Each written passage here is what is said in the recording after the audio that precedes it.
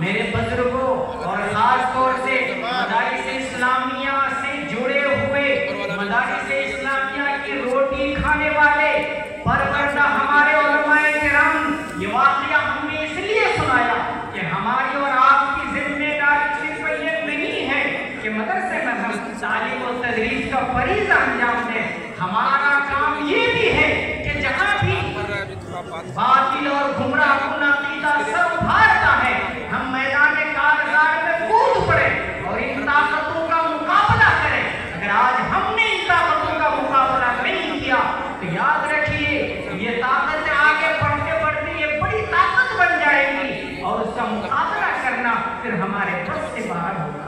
आज आप देख लीजिए शकीलियत का फितना बड़ी तेजी से आगे बढ़ रहा है। पटना की सरजमीन में जो बिहार की राजधानी है, बड़ी तादाद में नौजवान शकीलियत के फितने से लोग मुतासिर हो रहे हैं। पीएमसीएच का एक डॉक्टर है, वो भी इस फितने से मुतासिर हो गया। हमारे 2 घंटे का मुनाजरा उनसे हुआ, 2 घंटे मुबाहसा उनसे हुए।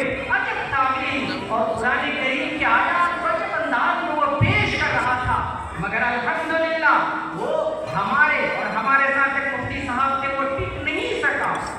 मेरे बुजुर्गों, लेकिन वो तो राहे रास्ते पर नहीं आया, लेकिन जो उसका वालिद मोहतरम था उनको सारी बात समझ में आई, सारी सच्चाइयाँ समझ में आ गई।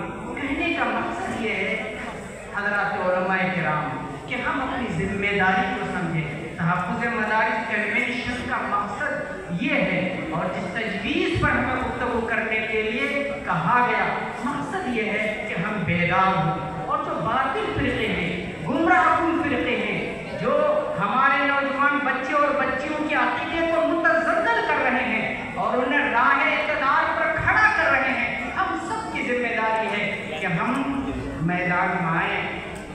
तो इन्क़िलाब की आमद का इंतज़ार न कर, जो हो सके तो अभी इन्क़िलाब पैदा कर।